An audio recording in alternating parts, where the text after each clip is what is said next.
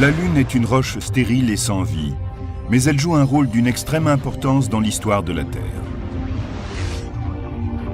Jusqu'à quel point?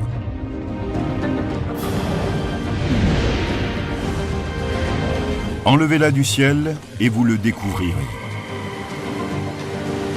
D'étranges phénomènes se produiraient presque aussitôt, et les habitants des côtes seraient les premiers à subir les conséquences de ce changement. Il se produirait sans doute une sorte de tsunami, une immense vague dont le déferlement aurait des conséquences dramatiques.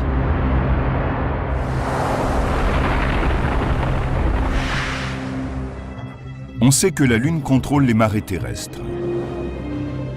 Elle tourne autour de nous, et sa masse attire l'eau des océans, provoquant un renflement de la planète sur le côté le plus proche d'elle. Et par une étrange bizarrerie de la physique gravitationnelle, un second renflement se forme du côté le plus éloigné du satellite. Beaucoup sont conscients que le Soleil joue un rôle dans la gouvernance des marées. Mais comme il est 400 fois plus éloigné de nous que la Lune, son influence gravitationnelle sur les océans est 3 fois moins importante.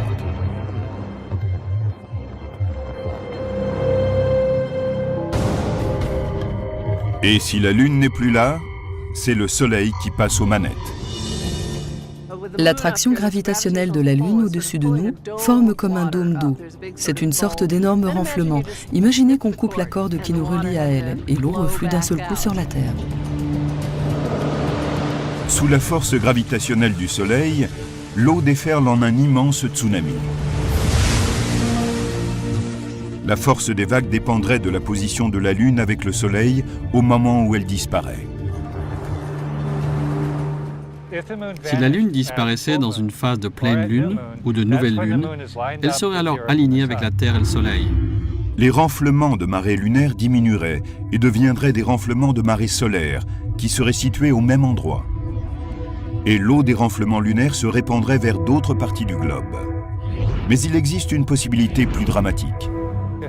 Si la Lune disparaissait lors d'un quartier de Lune, le premier ou le dernier, le renflement de marée lunaire ne serait pas à la même place que celui de marée solaire. On assisterait sans doute à un déplacement très rapide des océans, depuis le renflement lunaire jusqu'au renflement solaire. Certains experts pensent que ce déplacement des masses d'eau détruirait nombre de points côtiers autour du monde. La puissance des vagues serait analogue à celle du tsunami de 2004 en Asie du Sud-Est. Mais celle-ci causerait encore plus de morts et de destruction, car elle déferlerait sur le monde entier. 2 vagues monstrueuses s'élanceraient d'est en ouest et d'ouest en est. Une ville côtière comme Miami serait bombardée par un mur d'eau de 15 mètres de haut, détruisant la plupart des immeubles de bord de mer, balayant tout le sud de la Floride et mettant en péril des millions de vies.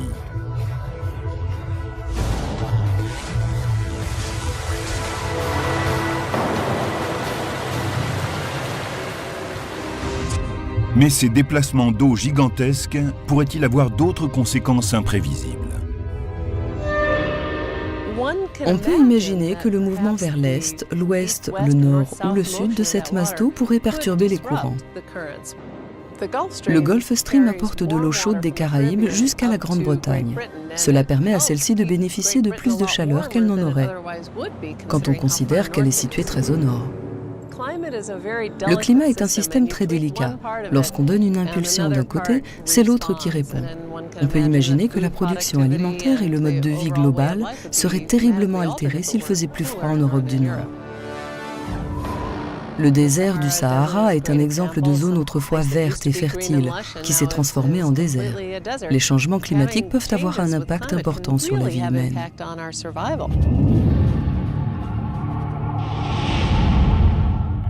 Mais la conséquence la plus importante serait la disparition de l'inclinaison permanente de la Lune, une caractéristique unique qui nous permet d'avoir 4 saisons régulières. Ce qui bloque l'inclinaison de notre planète à 23,5 degrés est la présence de la Lune, qui agit comme un élément stabilisateur. Si elle disparaissait, nous entrerions dans une phase plus proche de celle de Mars. L'inclinaison de celle-ci, au lieu d'être stabilisée à 23,5 degrés, connaît des variations importantes, allant de 15 degrés jusqu'à quelque chose comme 75,8 degrés.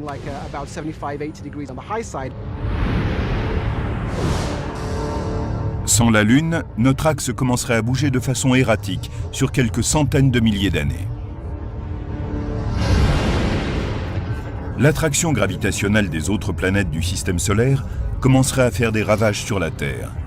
Nos saisons régulières changeraient de façon dramatique, tandis que différentes parties de la planète pencheraient vers le Soleil durant certaines périodes et s'en éloigneraient à d'autres. Si la Lune disparaissait, on aurait un changement radical de l'axe terrestre qui se mettrait à osciller. Cela entraînerait des changements climatiques radicaux, comme il n'en existe pas aujourd'hui. La Terre serait un monde étrange, où les hommes devraient lutter pour s'adapter et survivre. Si nous entrons dans une phase où l'obliquité terrestre devient instable, les petits changements que nous connaissons deviendront très importants. Nous pourrions voir les glaces envahir les tropiques, imaginer des jungles et des forêts vierges en Antarctique, des banquises et des glaciers en Afrique centrale. L'inclinaison varierait sur une échelle de temps de plusieurs centaines de milliers d'années. Cela correspond à l'installation d'une ère glaciaire sur Terre. Et nous savons combien l'humanité a eu du mal à s'adapter au changement de la dernière glaciation. Il est très difficile de prévoir exactement ce qui nous arriverait, car nous ignorons à quelle vitesse nous pourrions nous adapter à des changements d'environnement aussi radicaux. Et si notre Lune disparaissait définitivement, la vie en mer et sur les côtes s'en trouverait totalement bouleversée. Les requins perdraient leur talent de chasseurs, car ils ne pourraient plus traquer les bancs de poissons grouillant sous la lumière de la Lune. Les crabes, habitués à s'accoupler à marée basse, seraient désorientés par la disparition des phases lunaires. Les poissons qui pondent durant les phases de pleine lune seraient troublés dans leur reproduction. Même les plantes aquatiques primitives seraient affectées. Beaucoup d'espèces viennent en surface la nuit par interaction avec la lumière de la Lune. Lorsque celle-ci apparaît, les algues remontent et sont suivies par tous les organismes qui s'en nourrissent. On peut donc dire que l'écosystème marin est réglé sur la lumière. Tous ces organismes disparaîtraient. Ils ne pourraient plus fonctionner sans leur repère habituel.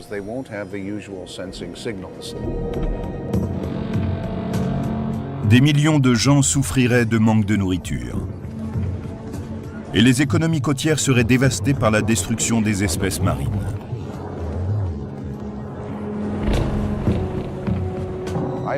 Je rapprocherai la situation de celle de quelqu'un qui, en se réveillant un beau matin, découvrirait qu'il est devenu aveugle ou sourd. Ce serait un vrai bouleversement. Sans Lune, la Terre deviendrait une planète à la dérive. Cela révèle à quel point ce grand satellite rocheux est essentiel en tant que soutien de la vie. Il existe 150 lunes dans notre système solaire, mais celle de la Terre est vraiment unique. Notre Lune ne ressemble à aucune autre lune du système solaire. Elle est énorme comparée à la Terre. Elle fait environ un quart de sa taille. On ne voit cela avec aucune autre planète.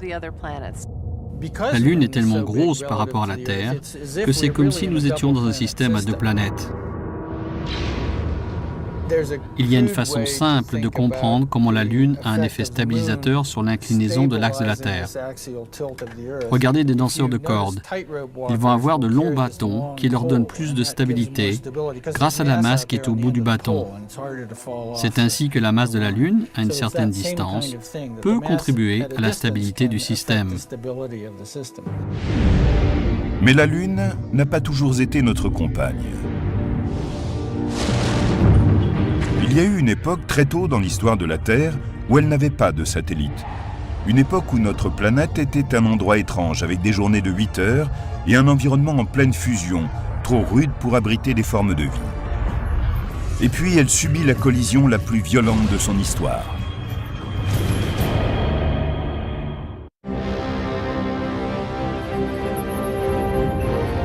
C'est difficile à imaginer, mais il fut une époque où notre Terre n'avait pas de lune.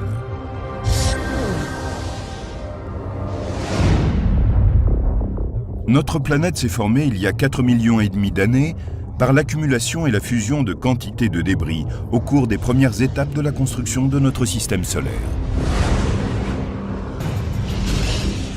Pendant cette première période, notre Terre sans lune était un ramassis monstrueux de coulées de lave, de roches en fusion et de fer à l'état liquide.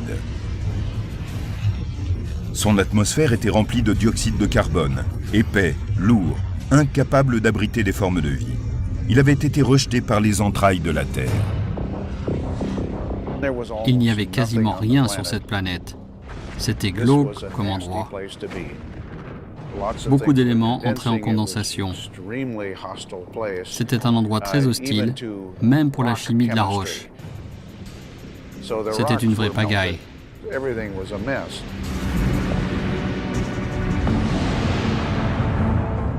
À l'origine, notre Terre sans lune était un monde méconnaissable. À ses débuts, la Terre était un endroit vraiment chaud. En fait, ce premier éon géologique de son histoire est appelé l'Adéen, d'après Hadès, le dieu des enfers, car il y faisait vraiment chaud. Il y avait un volcanisme d'une envergure incroyable, et la planète subissait de nombreux impacts. On devait y trouver beaucoup d'éclairs et de gaz, qui provenaient à la fois des volcans et de la vapeur.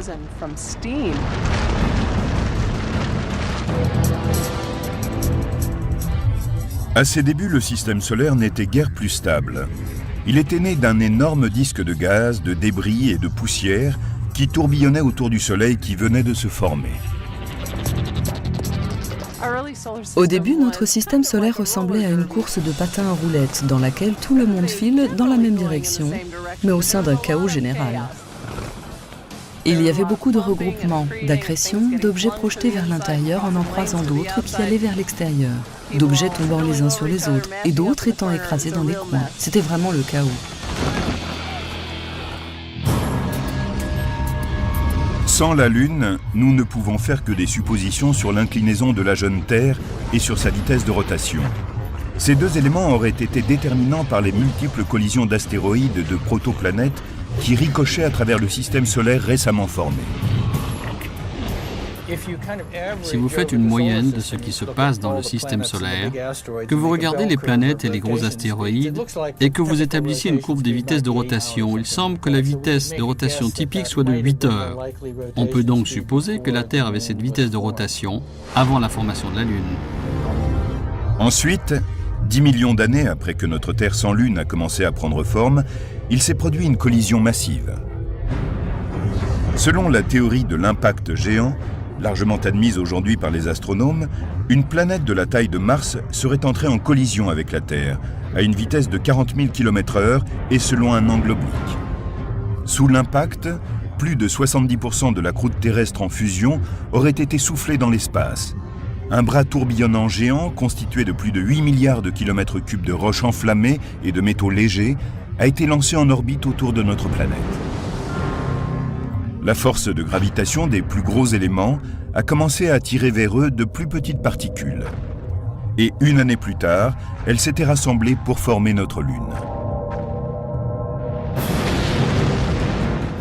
Les matériaux qui ont été soufflés de la Terre provenaient de la croûte rocheuse. Et c'est de cela qu'est faite la Lune. Lorsqu'on passe à un autre endroit du système solaire, par exemple Mars, et qu'on regarde les météorites qui viennent de la ceinture d'astéroïdes, il y a certaines proportions entre les différents types d'oxygène. Dans d'autres parties du système solaire, ce ratio est très différent de celui que nous voyons sur Terre. Aujourd'hui, nous pouvons partir vers la Lune. Nous prélevons des roches lunaires et nous voyons qu'elles ont exactement le même ratio d'oxygène et d'isotopes que la Terre. Cela prouve que ce matériau est venu de la Terre et cela confirme l'idée de la théorie de l'impact. L'énergie libérée par cette collision géante est équivalente à la puissance de 6 000 milliards de bombes atomiques. Cela équivaut à 1 millier de bombes atomiques par habitant de la Terre.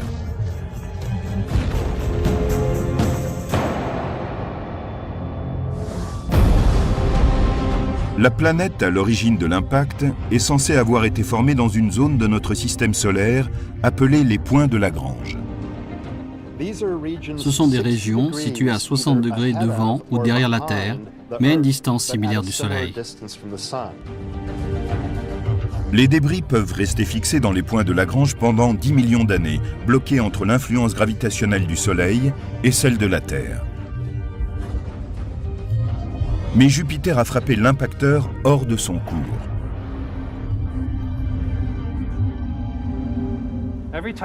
À chaque fois que Jupiter est passé au-dessus de nous dans son orbite, il a donné un petit coup à cette planète impacteur. Chaque petit coup n'était pas très important. Mais quand on a, par exemple, une voiture bloquée dans un fossé ou dans la neige, comment fait-on pour l'en sortir? On la bouscule progressivement. On la pousse un peu, elle revient. On la pousse un peu plus, elle repart plus loin. C'est ainsi que par une série de petites secousses, on arrive à la dégager. C'est exactement ce que Jupiter a fait avec cette planète impacteur. Et une fois qu'elle a quitté le point de Lagrange, elle n'est plus stable, elle est condamnée. C'est ainsi qu'elle va finalement entrer en collision avec la Terre. Après un cataclysme géant, la partie intérieure du bras de débris éjecté forme un bouquet qui est constitué d'un matériau venu du cœur de fer de l'impacteur. Ce bouquet plus lourd entre de nouveau en collision avec la Terre et est absorbé au centre de la planète. L'impact géant était réellement le plus grand événement que la Terre ait jamais vécu. Maintenant que nous avons un noyau ennemi, cela rend notre planète plus dense et notre force de gravitation plus puissante qu'elle ne le serait autrement. Le cœur en fusion, plus grand, a besoin de plus de temps pour refroidir. La chaleur est accrue et crée des fissures dans la fine croûte terrestre.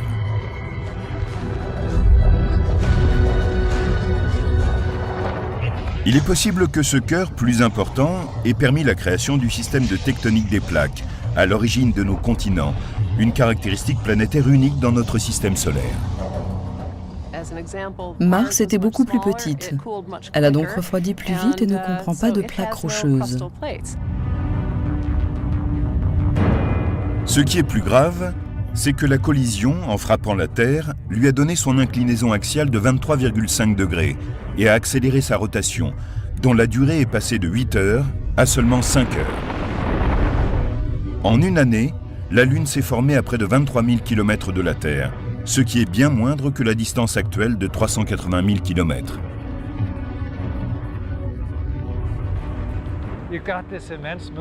Il y avait une immense lune dans le ciel, 15 fois plus grosse qu'aujourd'hui.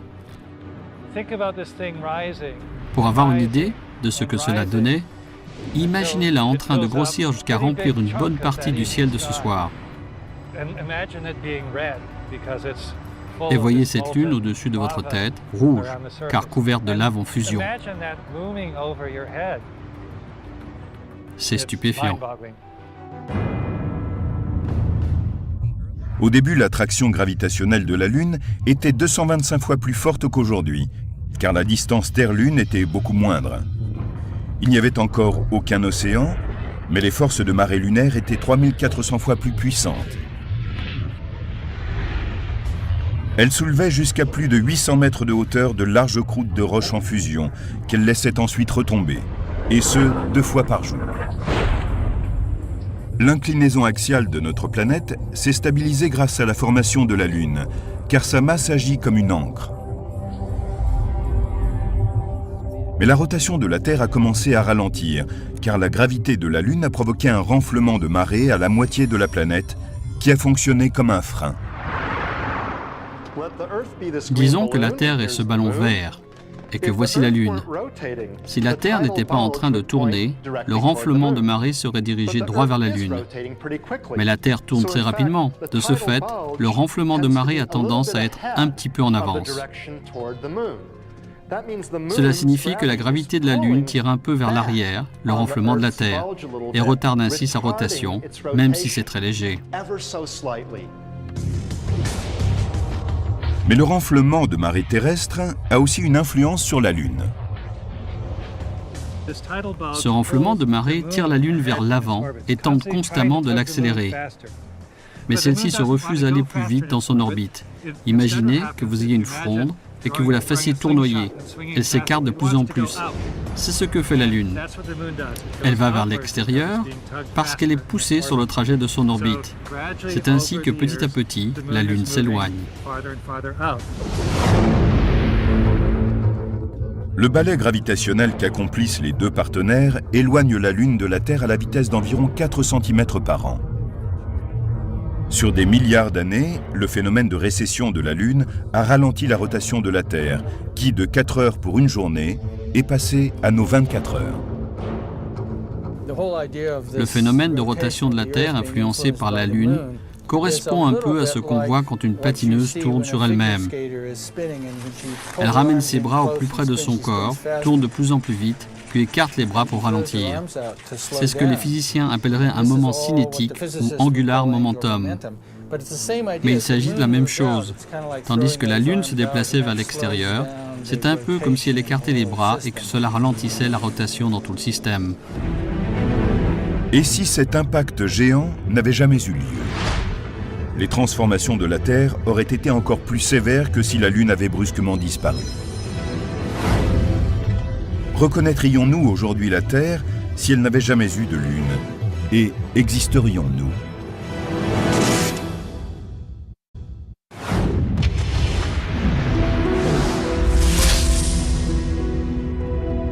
Si la Lune avait brusquement disparu, la Terre aurait connu des tsunamis sans doute, une modification des courants marins, l'extinction des formes de vie marine et d'éventuelles variations climatiques gigantesques.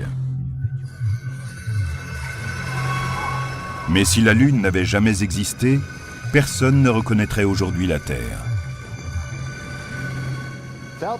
Sans la Lune, la vie sur Terre serait certainement différente. Il se pourrait en particulier que les humains n'aient jamais existé.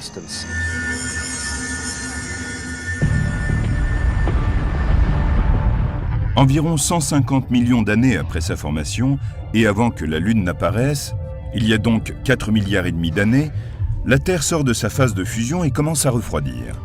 La journée ne dure alors que 8 heures. On peut imaginer que tout était accéléré au cours de cette journée de 4 heures et de cette nuit de 4 heures. Les nuits devaient être totalement noires sans la Lune. Une fois refroidie, notre planète devient assez tempérée pour retenir l'eau. La chaleur qui s'échappe du cœur de la planète amène la vapeur et le dioxyde de carbone au-delà de la surface, ce qui crée la couche atmosphérique. L'atmosphère se serait retirée et, avec le refroidissement, des tempêtes de pluie torrentielles auraient permis la formation des océans. Des astéroïdes glacés frappent continuellement la planète, lui apportant une source d'eau importante. Avec un noyau en fusion plus petit et plus froid, il n'y a pas de tectonique des plaques, et donc pas de hautes montagnes ni de vastes océans. L'eau couvre bientôt presque toute la croûte uniforme de la planète.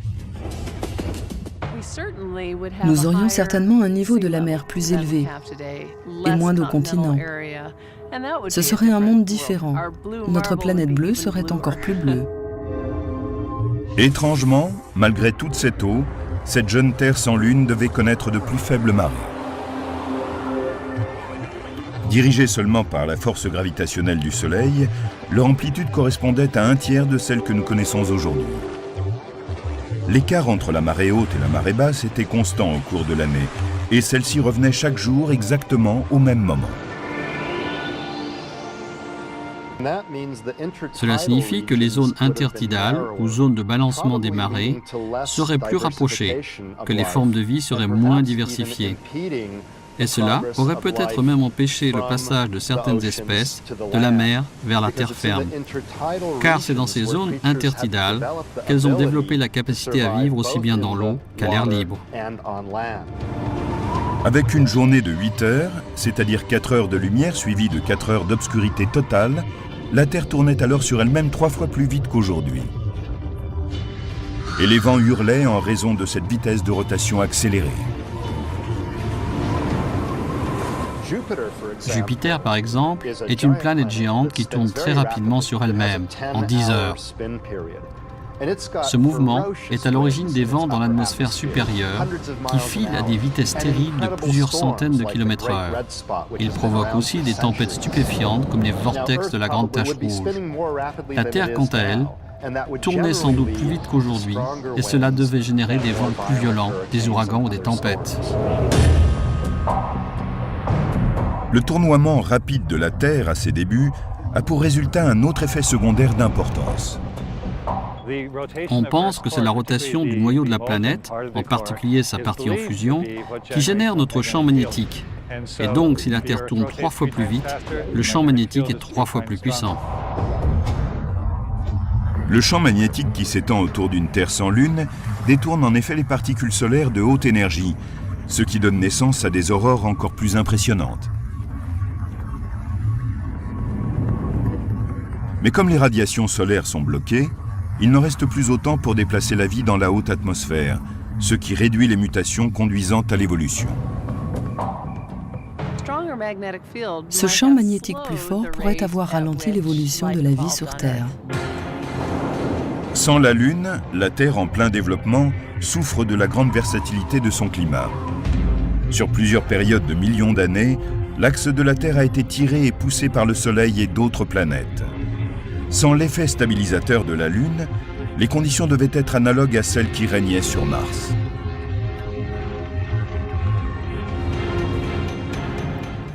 Nous avons appris au cours des 20 dernières années que Mars possède un axe très instable, parce qu'il n'a pas de grande lune. Quand on regarde la planète rouge, on peut voir à sa surface des formations géologiques créées sous différents types de climats, selon l'inclinaison de l'axe polaire. Sur Mars, on voit des lits de fleuves asséchés, des dépôts glaciaires et d'autres formations comme de la glace près de l'équateur. Et tout d'un coup, nous avons compris que le climat avait changé sur Mars. C'est ce qui explique que nous puissions voir ces anciennes caractéristiques géologiques. Comme pour Mars, l'axe de la Terre sans la Lune pencherait et bouleverserait entièrement la planète. Sur une période de millions d'années, notre axe aurait oscillé de façon chaotique. Il aurait été parfois vertical et parfois proche de l'horizontale. Quand il est vertical, la planète connaît des journées de 12 heures. Quand il est horizontal, les pôles sont dirigés vers le Soleil et deviennent des jungles. À cause de ce déplacement erratique de l'axe terrestre, le climat devait connaître de grandes variations, ce qui rendait plus difficile l'épanouissement de formes de vie, puisqu'elles devaient s'adapter en permanence à des conditions différentes, passer de périodes glaciaires à des périodes de chaleur.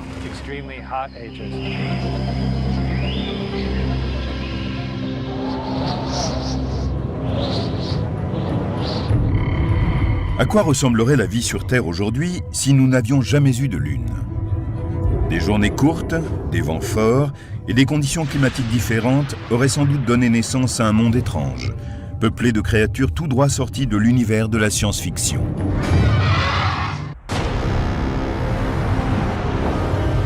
La Lune s'est formée il y a des milliards d'années, quand une planète de la taille d'un astéroïde s'est écrasée sur la Terre. Mais si cette violente collision ne s'était jamais produite, si la Lune n'avait pas été là pour stabiliser notre planète, la Terre aurait été un endroit tout à fait différent.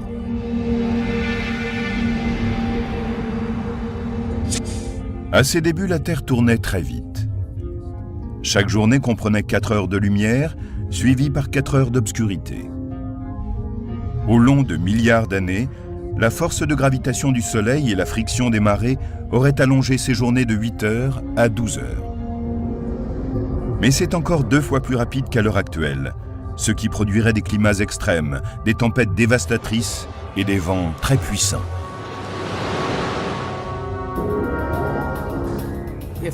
Si la Lune ne s'était pas formée, nous aurions certainement un environnement très différent sur Terre. Elle tournerait plus vite et nous aurions beaucoup plus de courants d'air, de turbulences, peut-être des tempêtes plus fortes et plus d'éclairs à cause du frottement des différentes masses d'air en mouvement. Dans certains endroits, les vents pourraient atteindre 150 ou 300 km/h. Il y aurait aussi des ouragans démentiels et la Terre verrait ses régions côtières battues par d'immenses vagues. Et sans l'effet stabilisateur de la Lune, la Terre tournerait plus rapidement et balancerait en avant et en arrière. Notre planète souffrirait des ravages infligés par un climat toujours changeant, à cause des changements erratiques de l'inclinaison axiale. Ces différentes régions seraient soufflées par la chaleur, puis couvertes de glace de façon répétitive. Sans la Lune, le niveau d'instabilité axiale est amplifié. Car même si à l'heure actuelle la Terre est stabilisée par la Lune, il y a toujours un léger changement de direction de l'axe de rotation de la Terre qu'on appelle la précession des équinoxes. L'inclinaison de l'axe terrestre est de 23,5 degrés et demi, mais sur une période de 23 000 ans, elle est passée par des variations coniques comme celle-ci. Et si la Lune n'existait pas, ce vacillement serait encore plus imprévisible. Si nous n'avions pas la Lune, la précession ou changement de l'axe de rotation de la Terre serait beaucoup plus lente et provoquerait des variations chaotiques de l'inclinaison axiale. La précession plus lente de la Terre aurait pour effet une plus grande instabilité de l'axe de rotation de la Terre. Sans la Lune, l'axe de la Terre serait comme le sommet qui tourne plus lentement. Il opère une précession, tourne et vacille en formant des cercles coniques plus larges. En ce moment, à 26 000 ans, il y a une zone très stable. Cela va de plus en plus lentement. Durant 40 000 ans, 50 000 ans, peut-être 60 000 ans, et puis on atteint une phase chaotique et tout va de travers. Avec un climat plus menaçant et plus instable, l'évolution sur une Terre sans Lune passe par des phases soudaines d'adaptation et des phases violentes d'extinction. Des formes de vie étranges ressemblant à des champignons ou des espèces végétales deviennent vulnérables du fait qu'elles n'ont pas la mobilité nécessaire pour conserver leur avance sur les changements rapides du climat. Et des formes de vie complexes comme l'homme n'auraient sans doute aucune chance d'apparaître. Les variations climatiques seraient extrêmes et assez rapides. Il serait certainement difficile pour des créatures complexes d'évoluer parce qu'elles ne pourraient le faire aussi rapidement que l'environnement. En revanche, ce sont les organismes primitifs qui prédomineraient et pourraient survivre. La vie bactérienne est capable non seulement de s'adapter plus vite, mais aussi de résister à des environnements extrêmes. On voit des bactéries dans les fonds glacés de l'Antarctique et du Groenland, et l'on en trouve aussi dans les sources d'eau bouillante du parc de Yellowstone.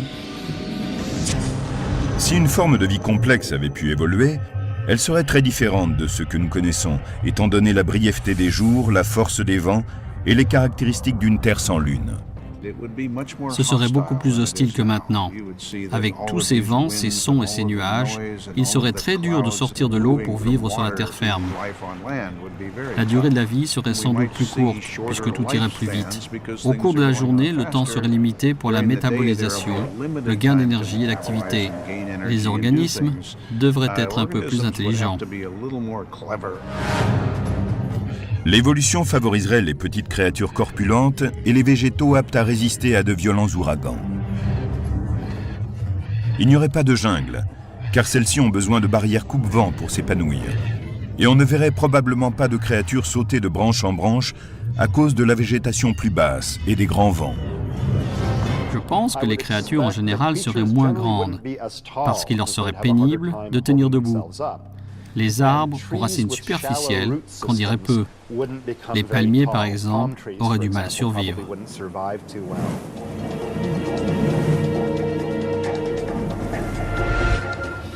Les bourrasques perpétuelles favoriseraient d'autres types d'adaptations.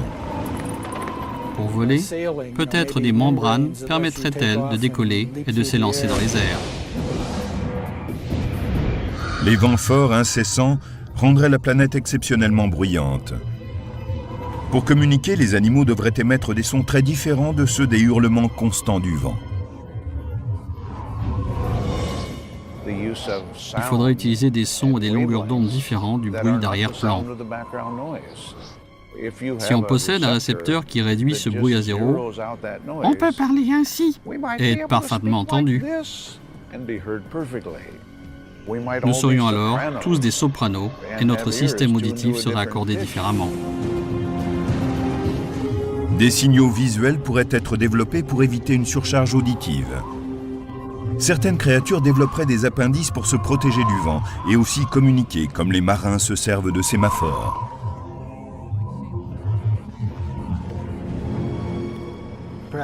Peut-être le langage ne se développerait-il pas au profit d'autres formes de communication comme des changements de couleur, d'expression, le langage des mains, qui sait? Même aujourd'hui, beaucoup d'espèces comme les lucioles, les calmars, les crevettes ou les méduses changent de couleur pour communiquer.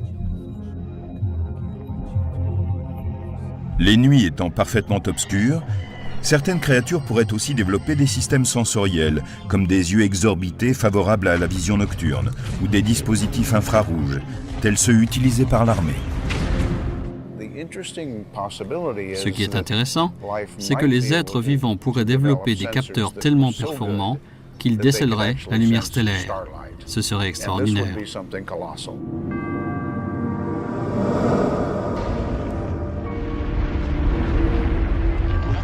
Tout cela semble décrire un monde brut et trop rude pour abriter la vie humaine. Par chance, la Lune est née et a créé les conditions nécessaires pour que des hommes se développent et prospèrent. Mais notre satellite s'éloigne d'année en année à l'heure actuelle. Cela signifie-t-il que la Terre, à un certain moment, n'aura plus de Lune ?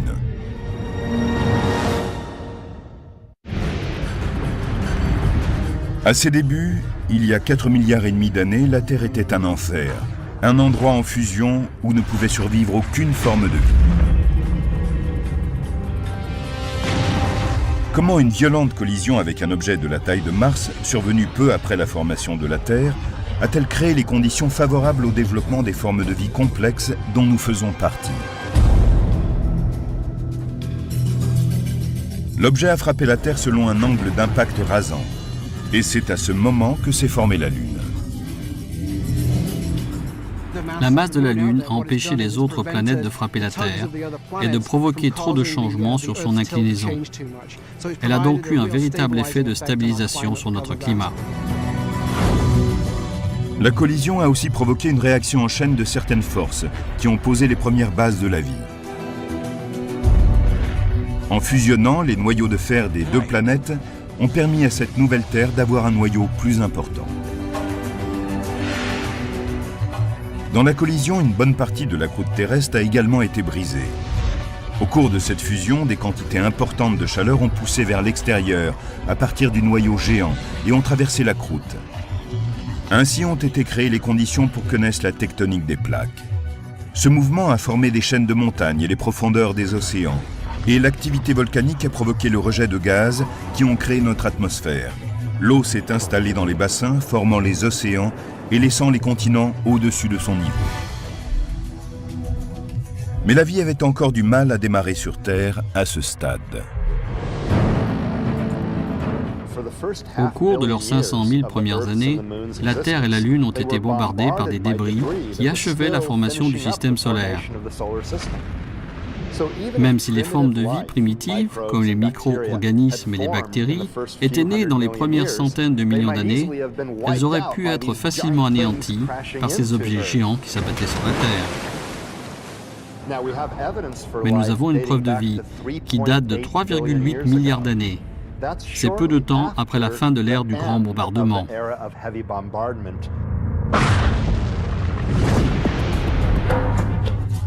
Depuis, à cause de la friction de marée entre la Terre et la Lune, celle-ci s'est légèrement éloignée de la Terre, dont la rotation a ralenti pour s'effectuer en à peu près 10 heures. Mais comme la Lune était beaucoup plus proche, les marées des premiers océans terrestres étaient gigantesques. Les marées étaient tellement fortes, elles avançaient à l'intérieur des terres, puis retournaient emplir la mer 2 fois par jour. On avait un grand bassin d'eau qui, quand il se déversait vers l'arrière, charriait tout un tas de minéraux, de sol et d'autres parties de la croûte terrestre vers la mer. Il y avait donc une constante érosion du sol. Il est certain que c'était un environnement unique, qui était sans doute parfait pour le développement de la vie. La zone intertidale entre la marée haute et la marée basse était immense. Les marées hautes déferlaient sur des centaines de kilomètres à l'intérieur des terres et refluaient quelques heures plus tard. Pendant les marées basses, les fibres moléculaires ont commencé à se former dans ces immenses zones de bassin. Quand l'eau s'évapore, seules les molécules d'H2O partent. Les dépôts organiques restant dans les flaques deviennent de plus en plus concentrés. On pense donc que la vie s'est formée dans ces petites flaques d'eau.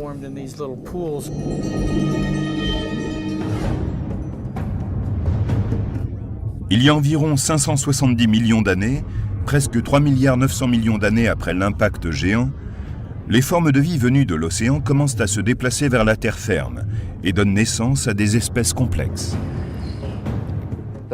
Plus les régions intertidales sont étendues, plus on a des formes de vie diverses.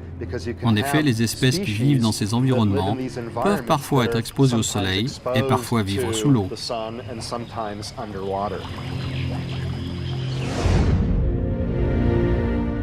Après des millions d'années, la Terre paraît avoir atteint un équilibre qui a permis l'évolution d'un écosystème hétérogène, complexe et fragile.